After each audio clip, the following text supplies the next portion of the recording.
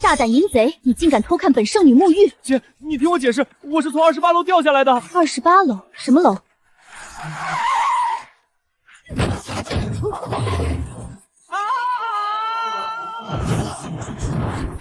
我也在飞！救命！我不会游泳啊！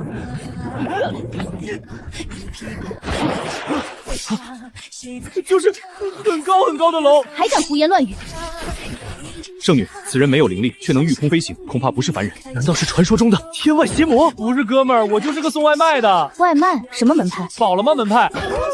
饱了吗？好霸道的名字，想必他师门长辈就在附近。圣女，我们还是先撤为妙。说完，他们闪身消失在湖面。我艰难地爬上岸，四处张望。我操！这个我干哪儿来了？这是国内吗？系统已激活。话音刚落，我眼前出现3个面板。选项1：无上大道，修炼1天抵别人10天。选项2：绝世神兵，开局送一把玄天剑，能自动格挡并反弹伤害。可第3个面板却让我眉头一皱。手机农场，在农场中种出的一切物品皆可具现到现实世界。第3个啥玩意儿？修仙界种田，脑子进水才选。可正当我欣喜若狂，准备选择第2个选项时，小伙子，你自言自语比划啥呢？这突如其来的一巴掌，压得我在空中的手指竟戳在选项3上。恭喜绑定手机农场系统，虚拟手机已发放。我红着眼转过头，一把揪住他的衣领。老邓，你看看你干了啥？这一巴掌让老子的无敌机缘没了。我正想把老头狠狠臭骂一顿，可老头不怒反笑，轻松将我的手腕从他衣领上卸了下来。我心里猛地一惊，我操，这老头不简单，未免落地成盒，我还是怂点好。老夫苏洵，看你这奇装异服的，是从外地逃难来的吧？相逢即是缘，这荒郊野岭的，到了晚上可有妖兽出没，要不跟老夫去镇上避避风头？我见四周阴森恐怖，只能咬牙答应。是，老爷爷带路。随后我开始研究那坑爹系统，只见虚拟手机界面里只有一个修仙农场 APP， 点开一看，一块黄土地，一个破仓库，外带初始资金100。我刚想点开系统商店，看看能买点啥，系统便发布了新手任务。请在青龙镇拥有一间店铺，正式开启修仙界种田卖菜生涯，启动资金50两已发放。我往口袋一掏，果然掏出5锭10两雪花银。半个时辰后，我们来到了青龙镇，街道两旁人声鼎沸。苏洵背着手走在前面，充当起导游，滔滔不绝地介绍着：小伙子看到没？这家是卖低阶符箓的，对门那家是卖聚气丹的。面对啰嗦的苏洵，我敷衍的点头，随即目光被一家杂货铺吸引。门面虽破，但带个后院，做农场直销店简直完美。我走进店铺，柜台后坐着个风韵犹存的老板娘，正在打瞌睡，旁边的伙计正在扫灰。我见状直截了当来了一句：老板娘，卖吗？苏洵闻言满脸不可置信，老板娘随即俏脸涨得通红。你个不知死活的邓秃子，光天化日竟敢调戏老娘，老娘今天活劈了你！千钧一发之际，苏洵双膝一软，一个滑跪从店门口滑到柜台前，然后抱住老板娘大腿替我解释：这孩子脑子被驴踢过，今天出门忘吃药了，尹大人有大量，别跟他一般见识。你们在说什么鬼？我是问你这店卖不卖？话音刚落，苏洵猛地从地上单身而起，直接将手指怼进我鼻孔里，唾沫几乎喷我一脸。你母亲的，能不能把话说清楚？老板娘尴尬地收起刀，卖，这破店正愁转不出去呢，50两银子，连铺子带后院，概不还价。成交。老板娘拿着银两转身就走。你怎么还在这儿？我？随后我一脚将她踹出门，将门关上。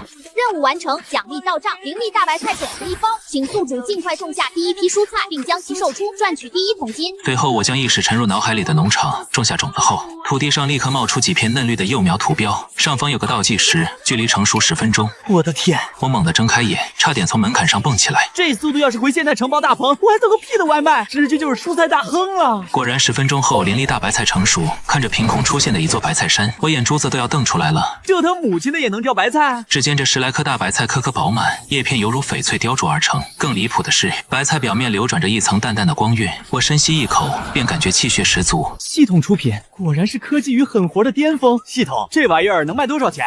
灵力大白菜蕴含精纯的木属性灵力，无任何杂质，建议零售价1块下品零食1颗，系统回收价每颗零食可兑换10系统金币。我对零食的购买力没啥概念，既然系统给价，那照办就是了。随后我便在门口开始售卖，可半小时过去了，却没有人购买。一颗破白菜卖1块下品零食，这店老板穷疯了吧？哪怕是最低阶的聚气丹，也才2块零食，他怎么不去抢？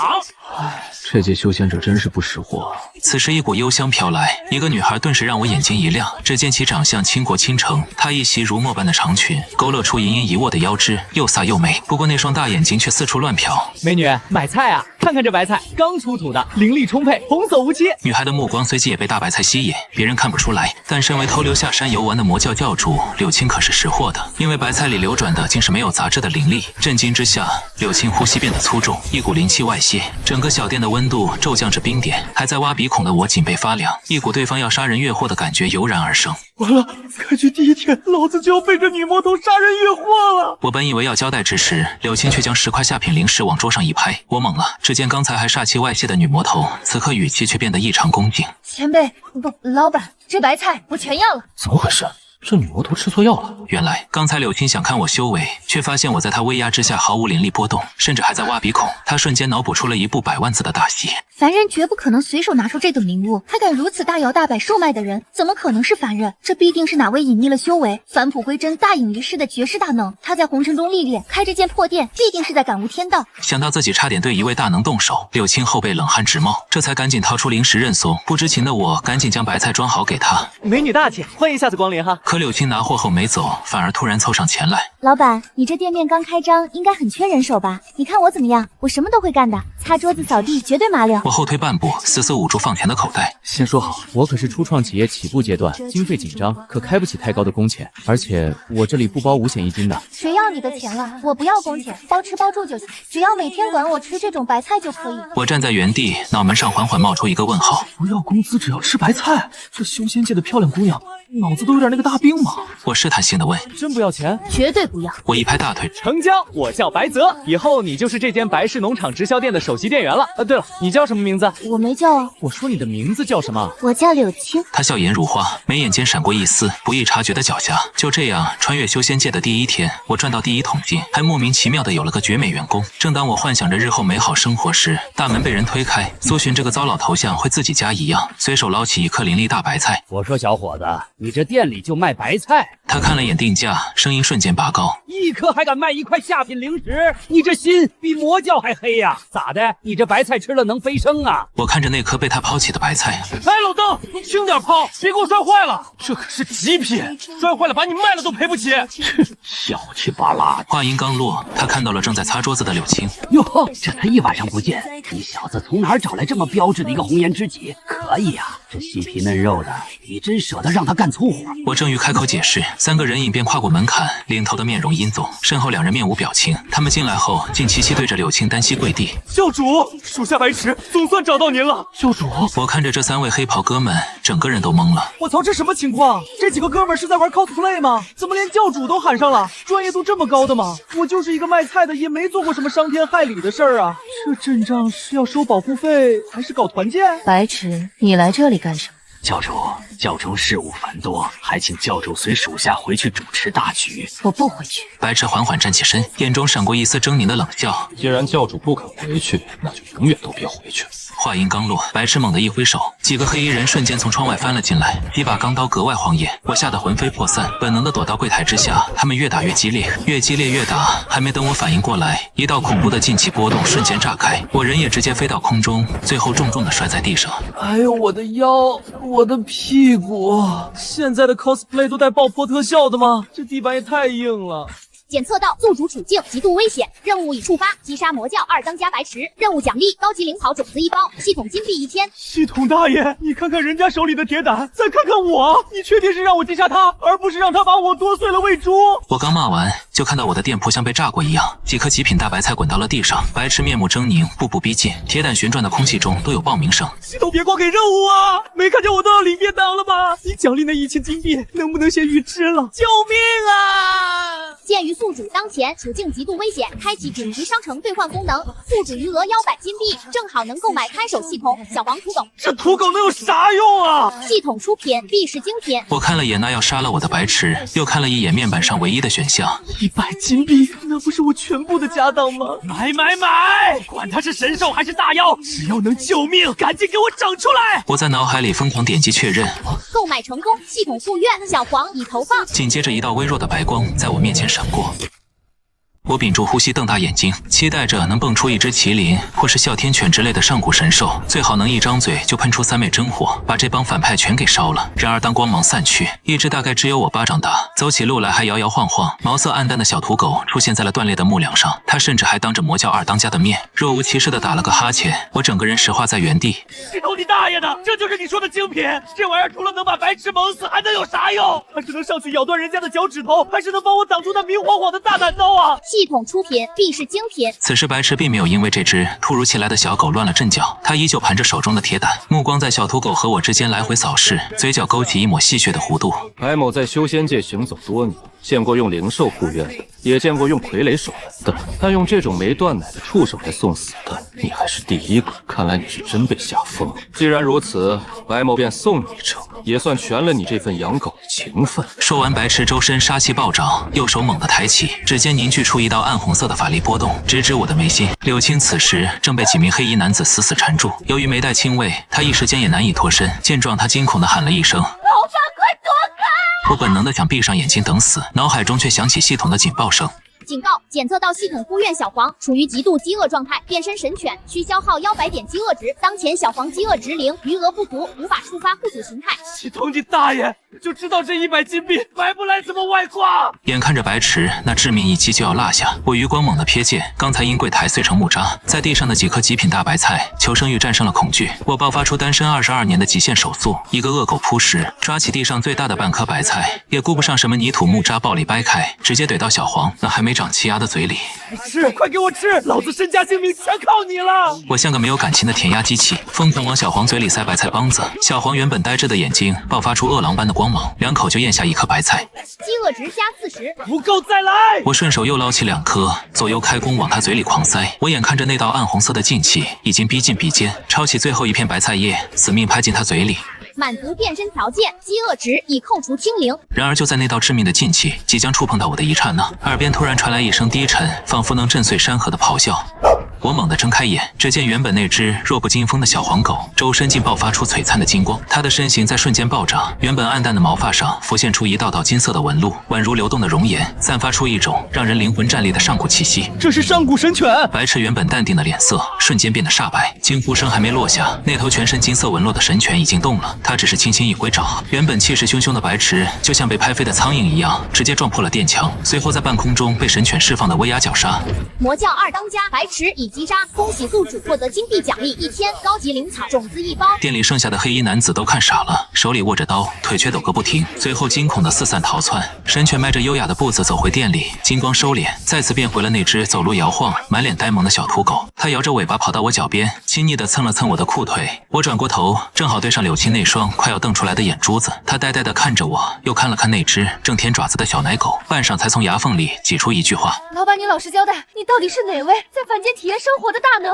这明明就是一只神兽，你管它叫小黄，还让它在这儿卖菜。距离那场修仙界黑帮火拼已经过去整整7天，这7天里，我的卖菜生活出奇的平静。小店重新修阙了一番，不仅换了新大门，连那几张破桌椅都换成了结实的红木家具。至于那只被系统吹上天的护院神犬小黄，除了那天昙花一现的赛亚人变身之外，彻底回归了好吃懒做的土狗本性。此刻它正四仰八叉地躺在店门口晒太阳，哈喇子流了一地。而柳青这丫头，自从见识过神犬发威后，她不仅包揽店里所有的脏活累活，甚至每次跟我说话都要微微躬身，一口一个老板，眼神里充满脑残粉看爱豆的狂热。我实在懒得解释也解释不清，总不能告诉这位魔教教主，你老板我其实是个连御剑飞行都不会的外卖小哥，那狗也是我花100块钱从系统盲盒里抽出来的吧。这天中午，我正在摇椅上昏昏欲睡，脑海中响起那熟悉的让人心梗的机械音。您种植的高级灵草已成熟，请及时采摘。我猛地睁开眼，差点从摇椅上翻下来。7天，整整7天啊！这破草终于熟了。我迫不及待地将意识沉入农场，点下一件收获。就在灵草巨献到现实世界出现在柜台上的那一瞬间，整个小店里的空气仿佛都凝固了。紧接着，一股浓郁到几乎肉眼可见的青色灵力，如同水波一般向四周扩散。散开来。我瞪大了眼睛看着柜台上那株散发着耀眼青光、长得像个发光大萝卜一样的玩意儿，这香味只是吸上一口，我都感觉自己那常年送外卖落下的老寒腿被彻底治愈了。我操，这特效有点过分了吧？我赶紧四下张望，顺手扯过旁边一块抹布，想把这自带闪光灯效果的大萝卜盖起来。财不露白的道理我还是懂的，这玩意儿一看就不是凡品。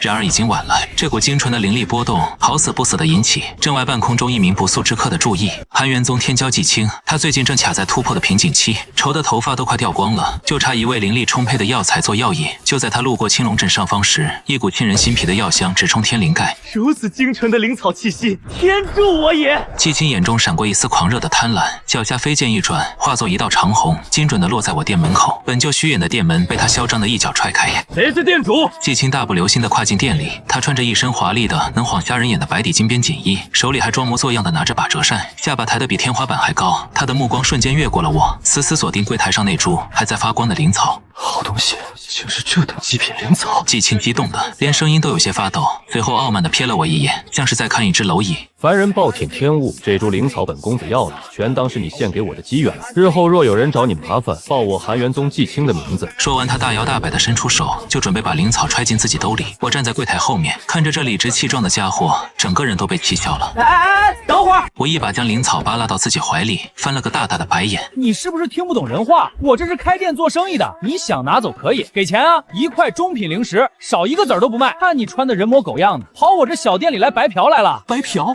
季青愣了一下，似乎没听懂这个现代词汇，但马上反应过来这是在骂他。他脸色瞬间阴沉下来，冷笑道：大胆凡人，本公子乃韩元宗天骄，能看上你的东西是你的造化。既然你给脸不要脸，那我就连人带草一起收拾了。说罢，他右手成爪，指尖法力涌动，朝着我的咽喉抓来。我下意识就想往柜台底下钻，只听一声清脆的耳光声在店里炸响，季青那不可一世的身影就像是被泥头车撞了一样，直接倒飞了出去，砸碎了门槛，在青石板街道上滚了好几圈才停下。我目瞪口呆的探出头，只见柳青不知何时已经挡在了柜台前，正嫌弃的甩了甩手腕。他居高临下的看着门外的季青，眼神冰冷刺骨。哪来的野狗也敢在我老板的店里狂吠？季青捂着高高肿起的脸颊，狼狈地从地上爬起来，惊疑不定地盯着柳青，随后像是察觉到什么，脸色大变。这股法力阴冷霸道，没有一丝浩然之气。你是魔教妖女，你用的是魔族的秘法。他眼珠子咕噜噜一转，又看向躲在柜台后面的我，仿佛抓住什么惊天大把柄一样，指着我大叫起来：好啊，我懂了，你这个凡人根本不是什么店主，是魔教潜伏在平民里的卧底。你们在这里接头，企图祸乱青楼镇。季青一边往后退，一边从怀里掏出一张符箓。魔教妖人，人人得而诛之！你们给我等着，我这就去禀报宗门长老，踏平你这家黑店！说完，他直接捏碎符箓，化作一道流光，连滚带爬的跑了。店里再次安静下来，只剩下门外看热闹的镇民们指指点点。我从柜台底下爬出来，拍了拍身上的灰尘，欲哭无泪的看着柳青。大姐，我就是想卖个菜而已，怎么就成魔教卧底了？还没等柳青开口安慰我，我脑子里那道催命的机械音再次响了起来。检测到宿主已被名门正派列入必杀榜，触发主线防御任务，任务目标击败季青，任务奖励看守农夫1位。我看着任务面板，眼前一黑，差点当场晕过去。击败天骄季青，系统你还是弄死我吧，我真的累了。季青跑了，但留给我的阴影却像乌云一样笼罩在小店上方。短短半炷香的时间，原本热闹的青龙镇长街跑得连个鬼影都不剩。街坊邻居们闭门的闭门，逃难的逃难。谁都知道韩元宗可是方圆100里内的绝对霸主，惹了他们，这小小的白氏农场直销店今天怕是要被夷为平地了。我急得像热锅上的蚂蚁，在柜台后面团团转，顺手将那株还在发光的高级灵草塞进了一个破木箱里。柳青啊柳青，你刚才那一巴掌扇的是真痛快了哈。可咱们接下来怎么办？要不咱们卷铺盖跑路吧，留得青山在，不怕没柴烧。我一边疯狂往布袋里塞银子和干粮，一边苦口婆心的劝说。正悠哉悠哉擦桌子的柳青闻言，放下抹布，一脸不解的看着我。老板，您开什么玩笑？柳青眨了眨那双漂亮的大眼睛，语气里充满盲目的自信。就韩元宗那种三流宗派，全宗上下加起来都不够您一根手指头摁的。您要是觉得在店里动手会弄脏了地板，属下这就去镇口手了，来一个杀一个，全当给您的菜地沤肥了。看着他那副我老板天下无敌的狂热表情，我绝望的捂住了脸。大姐，我连一只鸡都没杀过，拿什么去摁啊？用我这单身22年的手速吗？还没等我把那句我真是个凡人喊出口，店外的天空突然暗了下来，原本晴朗的天空仿佛被撕裂了一般，数十道凌厉的剑光如同流星雨般划破长空，带着震耳耳欲聋的破空声齐刷刷地降落在小店门外，强大的剑气四下激荡，将我那心木门震得粉碎。我吓得双腿一软，钻进实木柜台底下的缝隙里，双手抱头瑟瑟发抖。门外的烟尘散去，一群剑修已经将小店围了个水泄不通。为首的是一名须发皆白、仙风道骨的老者，他脚踏飞剑悬浮在半空中，居高临下地俯视着这家破店。而那刚被扇飞的季青，此刻正躲在老者身后，指着店里咬牙切齿地喊道：“刘长老就是这家黑店，那极品灵草就在店里，那个凡人就是魔教卧底，刚才打伤我的魔教妖女也在里面。”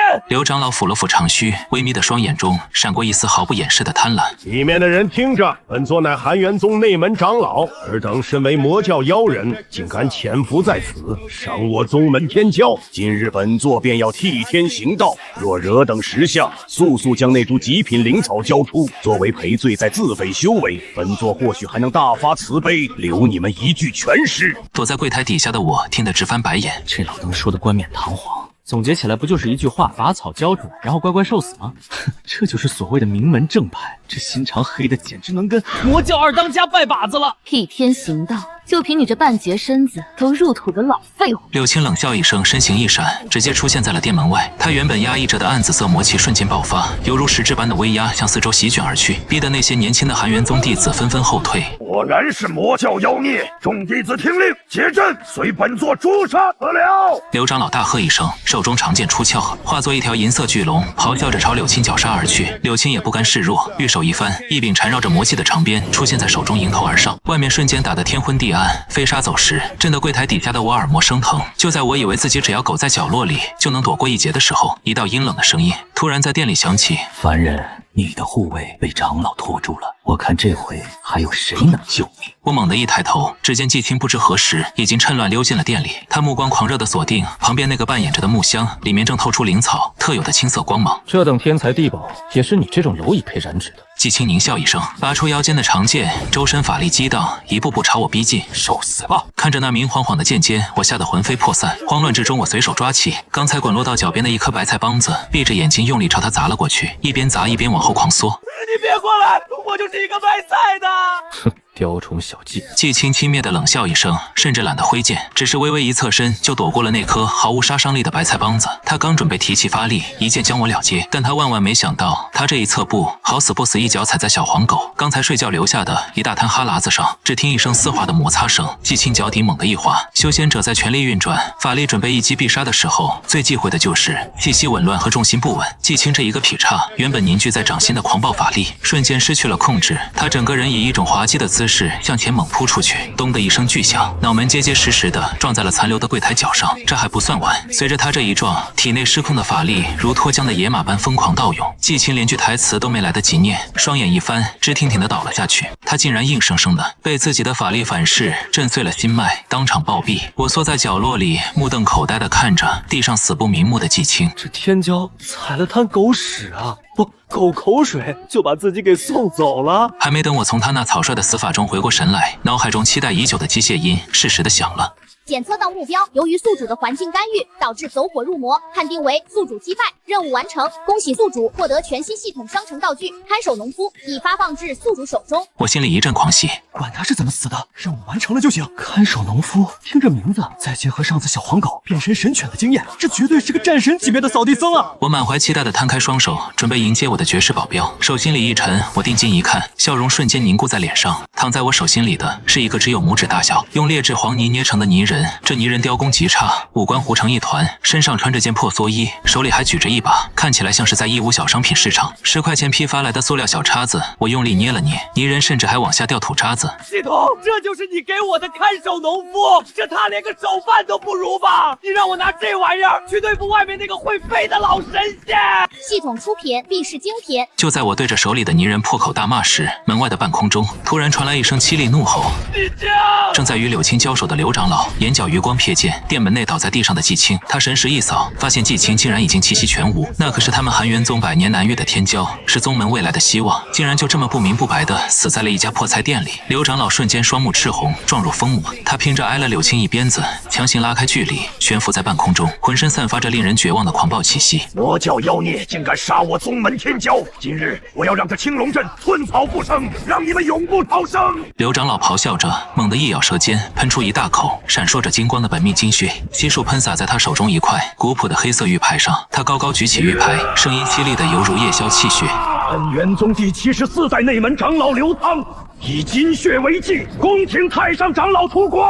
话音刚落，天地变色，原本万里无云的天空瞬间被厚重的阴云笼罩，一股仿佛能将天地碾碎的恐怖威压，如同10万大山一般降临在小小的青龙镇上。随着刘长老那杀猪般的惨叫，他整个人迅速枯萎，化作一具干尸，而天空仿佛被一只巨手生生撕开，浓稠的黑云翻滚着压向青龙镇。我此时哪还敢趴在柜台底下？这毁天灭地的气压简直要命！我抱着脑袋，一个滑铲溜到了店门后，顺着那道被剑气震出来的门缝，瞪大眼睛往外瞅。只见半空中一个干瘦老头正踏空而行，每走一步，脚底就炸开一圈金色的涟漪。这老头正是韩元宗那位传说中闭关的太上长老。就在此时，我脑海中意念一动，立刻提取了刚才系统奖励的看守农夫。只听唰的一声，我的身边凭空多出一个大活人。我转头一看，直接傻眼了。这是一个再普通不过的农夫，头上戴着一顶破旧的草帽，身上穿着粗布麻衣，裤腿上甚至还沾着点新鲜的泥巴。他手里正紧紧攥着一把生了锈的铁钢叉，那模样就跟村头刚从地里插完秧回来的二大爷一模一样。我操！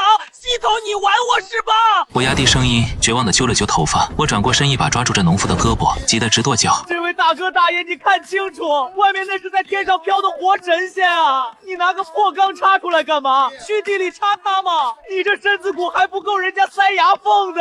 农夫没有说话，他只是静静地站在门后，黝黑的脸庞上挤出一个憨厚到了极点的笑容，露出2排洁白的大门牙，就这么一味地对着我傻笑。你别光笑啊，大哥，你倒是说句话呀！咱们是不是得赶紧卷铺盖跑路了？我急得快哭出来了。农夫依旧不为所动，保持着那个质朴的毫无心机的微笑。就在我跟这个只会傻笑的农夫大眼瞪小眼的时候，半空中的太上长老已经锁定了我的小店，他居高临下的俯视着我们，那双老眼里充满高人一等的傲慢与轻蔑。当太上长老的神识扫过躲在门后的我以及我身边那个拿着叉子的农夫时，突然发出一阵刺耳的狂笑，可笑至极。太上长老指着我们，眼神仿佛在看2只随手就能碾死的蚂蚁，他毫不留情地嘲讽道：老夫还以为这魔教有什么惊天动地的底牌，竟然叫了一个种地的农夫来护驾。太上长老的声音如雷鸣般在整个青龙镇上空回荡。他看着拿着叉子的看守农夫，太上长老笑着说：一介凡人也配与我为敌，发下兵！随着太上长老一声怒喝，一尊100丈高的金光巨像拔地而起，威压盖世。那巨像抬起一只像小山一样的巴掌，带着万钧之力，眼看就要将我的小店拍成平地。我绝望地闭上了眼睛，但在这千钧一发之际，我身旁的农夫突然向前迈出一步，脑海中适时弹出系统提示音。检测到宿主面临化神期生死危机，看守农夫申请出战。恭喜宿主触发新手指引福利，获得神话级打手，限时免费体验卡1张。本次出战免收全额1万金币出场费，请宿主尽情体验秒杀的快感。体验卡仅限1次，后续出战概不赊账。我听到1万金币的报价，差点咬碎后槽牙，但这免费的救命稻草不抓白不抓，在心里疯狂大喊：确认出战！伴随着体验卡生效的清脆音效，农夫脸上的憨笑依然没有消失，但紧接着拿着叉子的农夫周身金光乍现，那金光璀璨夺目，瞬间将漫天的阴云冲散。在所有人不可思议的目光中，这个淳朴的农夫身形暴涨，身上的粗布麻衣寸寸碎裂，化作了一身威风凛凛的银色战甲。他头戴飞凤帽，额间神眼猛然睁开，整个人在金光中幻化成2郎真君，而他手中的叉子变成3尖2刃刀。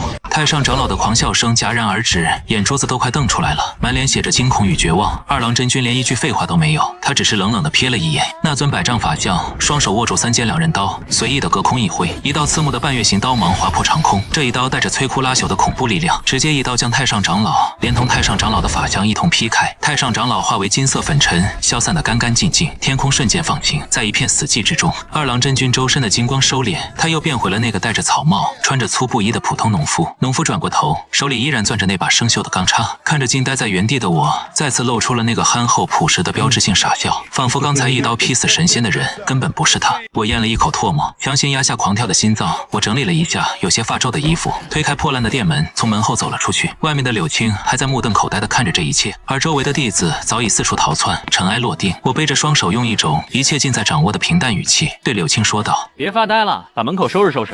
咱们还得继续卖菜呢。从那之后，世间流传着一个传说：青龙镇有个一巴掌能拍死10个元婴期修士的上古神犬，有个一刀能将化神期修士劈开的上古神将，而他们所守护的却是一个开着菜店的凡人。太上长老被我家农夫一刀砍成金色雾霾的事情，很快就成了青龙镇老百姓茶余饭后的头号谈资。由于那个无敌凡人店主的传说越传越邪乎，青龙镇隐隐成了修仙界的禁地间打卡圣地。经过店门时路过的修士，一个个踮着脚尖，连大气都不敢喘，生怕惊扰了躺在门口流哈喇子的金纹神犬。这天中午，我正躺在摇椅上悠哉地啃着皇冠，享受着修仙界的岁月静好。突然一阵马蹄声和铁甲摩擦声打破了小镇的宁静。我探出头往外瞅，顿时倒吸一口冷气。只见一队全副武装，甚至连坐骑都是罕见独角灵兽的皇家禁卫军，将整条长街围得水泄不通。一架由8匹白马拉着，奢华至极的龙辇稳稳停在了我这破店门口。珠帘掀开，一个穿着华丽龙袍、美得让人窒息却又威严十足的女人，在众人的簇拥下缓缓走了下来。女帝御驾千交，特来拜访先生。旁边的女官用上了灵力，高声喊道，震得我那刚修好的木门，我吓得手里的黄瓜都掉地上了。还没等我回过神，一个不合时宜却又异常熟悉的身影从禁卫军后面钻了出来，手里还拎着个半旧的酒壶，正是那个当初害我选错系统，还天天来我店里蹭白菜的糟老头子苏洵。我一看见他，火气就蹭得往上冒，刚想上去怼他几句，却见苏洵走到女帝面前，面色突然一肃，扑通一声跪了下来。老臣苏洵拜见陛下。苏洵的声音洪亮，哪还有半点平日里猥琐的模样。我站在柜台后面，整个人如遭雷击，一脸懵逼的看看苏洵，又看看女帝。老登不，苏老头，你跟陛下认识？苏洵转过头看着我，嘿嘿一笑，眼里满是戏谑。白先生，老朽不才，乃当朝天师。女帝走进店里，对我微微欠身，语气诚恳。先生莫怪，天师原本是奉朕的密令来此暗中监视韩元宗的。当初他在路边遇到先生，见先生虽然穿着正常的衣物，但衣服上却印着一个诡异的图案，便起了疑心。诡异的图案？我愣了一下，低头看了看自己身上那件从现代穿过来的短袖 T 恤，这 T 恤胸口印着一个巨大的黑白相间的方形乱码图案，也就是现代社会随处可见的二维码。正是。苏洵站起身摸了摸胡子，一本正经地说道，那黑白交错的方形阵图，老臣翻遍古籍也未曾见过，便怀疑先生是邻国派来传递密信的探子。为了大夏安危，老臣这才故意拍先生肩膀，想将先生留在身边就近观察。我听得嘴角直抽搐。这我衣服上印个加微信好友的二维码，在你们眼里成了敌军的高级密电码。我强压下吐槽的冲动，翻了个白眼问道，那后来呢？苏洵干咳了2声，看了一眼我身后正在憋笑的柳青，心有余悸地说道，后来老臣再次来到店里试探，发现店里竟然多了一个魔教中人，而且还是魔教教主。老臣本以为你们要图谋不轨，大夏危矣，于是老臣便紧张地在暗处观察了几天。结果呢？我挑了挑眉，结果发现他不是在啃白菜，就是在擦桌子。苏洵摊了摊手，表情十分精彩。教主大人干活比谁都勤快。老臣心想，若是天下的魔教都改成吃白菜擦桌子，那大夏也就太平了，所以便一直没敢打扰先生的雅兴。听完这番话，我恨不得把这老狐狸按在柜台上摩擦。女帝神色突然变得无比凝重，上前一步说道，先生，今日朕亲自登门，是因樱花国引出了神级魔物8级大蛇，韩元宗覆灭后，边境防线崩溃，百姓生灵涂炭。先生既然能一刀斩杀化神，还请先生看在天下苍生的份上，出山相助。听完女帝的话，我差点一口老血喷出来。樱花国控制了神级魔物，屡次来犯边境，是因为韩元宗覆灭了，边境才守不住的。不是大姐，韩元宗那是被我不对，是被我家系统给灭的呀！这怎么绕了一大圈，这个烂摊子最后还砸我头上了？陛下，您听我狡辩，不解释。我猛地摆手，欲哭无泪。我真的就是一个平平无奇的卖菜小哥，那个什么化神奇老怪纯属意外。至于那条8个脑袋的贪吃蛇，您还是另请高明吧。我这小胳膊小腿的，去了还不够人家塞牙缝的呀。女帝还没说话，苏洵那老狐狸先开口了，他一副我都懂的表情，捋着胡须笑道，白先生，您就别谦虚了，大隐隐于市的道理，老臣还是懂的。您连上古神将都能随手召唤，区区一条小蛇又算得了什么？我正想冲上去拔了这老登的胡子时，柳青突然两眼放光的凑了过来，一把攥住我的袖子，兴奋地说8级大蛇，听说那可是罕见的大补之物，它的肉质鲜美，灵力充沛，要是拿来做炖汤，肯定比白菜好吃1万倍。您是不是也馋了？我馋你大爷！谁要吃那种核辐射变异品种啊？就在我准备言辞拒绝，甚至打算带着小黄狗连夜跑路的时候，脑海中那个让我又爱又恨的机械音，带着一种欢快语调，突兀地响了起来。触发终极主线任务：斩蛇除魔，保卫菜园。任务背景：樱花国控制8级大蛇大面积进攻，若边境防线彻底崩溃，宿主的农场直销店也将面临被战火摧毁的风险。任务目标：前往边境击杀8级大蛇。任务奖励：农场空间全面升级，可解锁零售养殖与鲜食功能。系统金币10000，神话级看守盲盒1个。失败惩罚：页面被毁，宿主将被8级大蛇吃掉，并消化成一坨肥料。我整个人僵在了原地，脑瓜子嗡嗡的。变成肥料，希望你做个人吧，这惩罚未免也太侮辱人了。但那10万金币和盲盒奖励，又像是一个拿着棒棒糖的恶魔，疯狂在我的底线上反复横跳。先生，女帝见我面色阴晴不定，久久不语，有些紧张的唤了一声。她随即咬了咬牙，开出了最后的筹码。只要先生肯出手，大夏国库敞开任您挑选，朕愿拜先生为大夏国师。只因系统任务的威逼压迫，我深吸了一口气，将眼角的辛酸泪硬生生憋了回去。人为财死，鸟为食亡，拼了！反正我有2郎真君和小黄狗斗底。我换上一副悲天悯人的高深表情，双手背在身后，45度角仰望天空。也罢，既然天下苍生有难，我白某人又岂能坐视不理？这差事我应下来。先生高义。女帝激动的眼眶微红，堂堂一国之君，竟对我深深鞠了一躬。苏洵也跟着拜下，马屁拍得震天响。白先生果真是有先人之姿，心怀天下苍生。我没理会他们，转头看向正在门口挠痒痒的小土狗，又看了看站在门后一直傻笑的农夫，叹了口气。小黄，老奴，抄家伙，咱们去打蛇了。于是，在青龙镇百姓夹道欢呼与顶礼膜拜中，我硬着头皮踏上讨伐8级大蛇的任务。几个时辰后，我生无可恋地坐在女帝奢华的龙辇上，左边握着一只睡得4脚朝天、流了一地哈喇子的小黄狗，右边坐着一个双手死死攥着生锈钢叉，只知道对着空气傻笑的农夫，而对面则是满眼狂热崇拜的柳青和神色恭敬的女帝。这画面怎么看怎么觉得魔幻，我甚至已经开始思考，等到了边境，到底是先放狗还是先放农夫？2天后，龙辇停在了边境的定军城外，绵延数十里的城墙像被狗啃过一样残破不堪，到处都是焦黑的深坑和干涸的血迹。而在远处的地平线上，一团黑紫色毒云正缓缓压近，一尊如山岳般庞大的怪物缓缓在毒云中显露出真容，那是整整8个宛如摩天大楼般粗壮的蛇头，它们在半空中疯狂扭动，暗黄色的树丛里闪烁着残忍的光芒，猩红的信子每一次吞吐都会带起一阵腥臭的飓风，将地面上的巨石直接融化成绿色的毒水。在那颗最中央最庞大的蛇头顶上，站着一个穿着樱花国武士铠甲的将领，他举着武士刀，发出猖狂的大笑。大夏女帝，今日定军城一破，你们这片中原王土都将成为8旗大神的繁衍场。哈哈哈哈！我艰难地咽了一口唾沫，双腿开始不受控制地打摆子。我后悔了，我真的后悔了，这他妈是碳基生物能打的东西。我一个外卖员，缺点就是胆小如鼠，平时连条大点的草狗都绕着走。现在让我去对付这8个脑袋的生化武器。先生，女帝转过头，一双美目盈满秋水，带着全村人最后的希望，定定地看着我。拜托。周围数万名大夏残军也都齐刷刷地将目光投向了我，眼神狂热的像是在看救世主。我硬着头皮往前挪了半步，冷汗瞬间浸透了后背。就在我绞尽脑汁想找个借口先回城里上个厕所的时候，那樱花国将领似乎注意到了我。哪儿来的凡人小白脸，也敢挡在阵前？8级大蛇吞了他！话音刚落，一颗巨大的蛇头猛地张开血盆大口，如同陨石坠落般朝我冲来。你不讲武德都不打个招呼的吗？生死关头，我也顾不上什么高人风范了，连滚带爬的往旁边一扑，顺手捞起脚边还在4脚朝天睡大觉的小黄狗，刚想把它当铅球扔出去，系统那催命的提示音再次响起。警告！系统护院小黄当前饥饿值为0，请先投喂。我他妈心态疯了！这都什么时候了，还要先独条加蓝？我慌忙将意识沉入农场仓库，咬牙切齿地掏出一株原本打算留着当传家宝的高级灵草，一把塞进小黄那流着哈喇子的嘴里。吃完赶紧给我干活！小黄在睡梦中下意识地咀嚼了2口，吧唧一下把整株极品灵草吞了下去。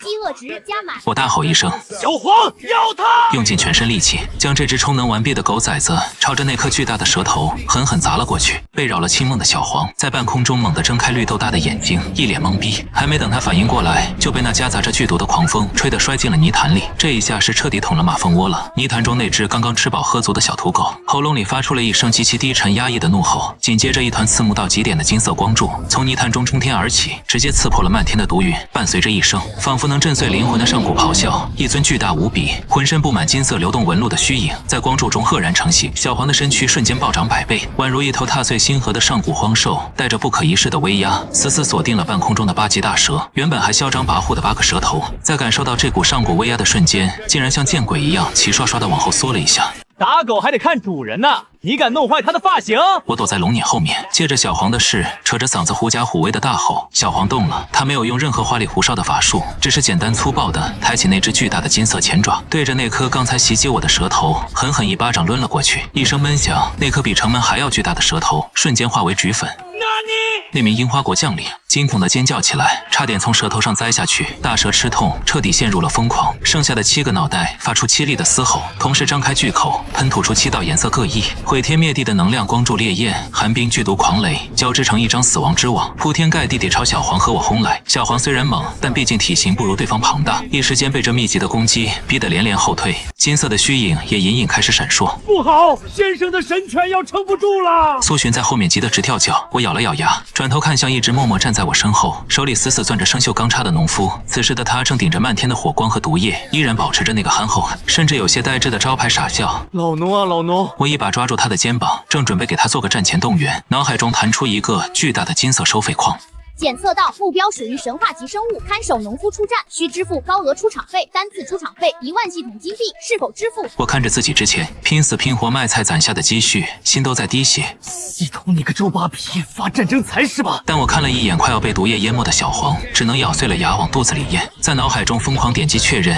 支付，老子破产了！伴随着金币扣除的清脆音效，我一把将农夫推到了阵前，嘶吼道：钱都付了！平时在后院劈柴那么起劲，今天这儿有条大长虫，给你切个痛快，给我上！樱花国将领见状，发出了疯狂的嘲笑：大夏是没人了吗？竟然派一个种地的泥腿子来送死，给我把他碾成肉泥！大蛇的其中一颗头颅猛地俯冲而下，巨大的阴影瞬间将农夫瘦小的身躯笼罩。就在那腥臭的毒牙距离农夫的草帽仅剩不到半尺的瞬间，农夫脸上的傻笑突然消失了。他缓缓抬起头，那双原本浑浊的双眼中爆发出2道比太阳还要耀眼的神芒，一股比刚才小黄变身时还要恐怖100倍的威压降临在这片战场上。农夫身上的粗布麻衣寸寸碎裂，化作了一身银光璀璨、威风凛凛的战甲。他头戴飞凤帽，额间的第3只神眼猛然睁开，射出一道洞穿天地的金光。这一刻，天地失色，万物臣服。手中那把生了锈的破钢叉，在金光的洗礼下，瞬间化作一柄寒光闪闪、杀气冲天的3尖2刃刀，一刀能将化神期修士劈开的上古神将。二郎真君降临，刚才还在疯狂大笑的樱花国将领，此刻就像被掐住了脖子的公鸭，张大了嘴巴，连半个音节都发不出来了。他眼中的狂妄变成了深深的绝望。二郎真君根本没有理会他的恐惧，他只是双手握住3尖2刃刀，微微扬起下巴，对着那庞大如山岳的8级大蛇轻描淡写地挥出了一道长达数千丈的半月形刀芒，带着摧枯拉朽、斩断一切的无上伟力，直接撕裂了虚空。没有惊天动地的爆炸，也没有震耳欲聋的轰鸣，时间仿佛在这一刻静止了。下一秒，在全场数万人死一般的寂静中，那剩下的7个巨大的蛇头连同那个樱花国将领齐刷刷地从脖颈处滑落，紧接着那座肉山轰然倒塌，掀起的烟尘遮天蔽日。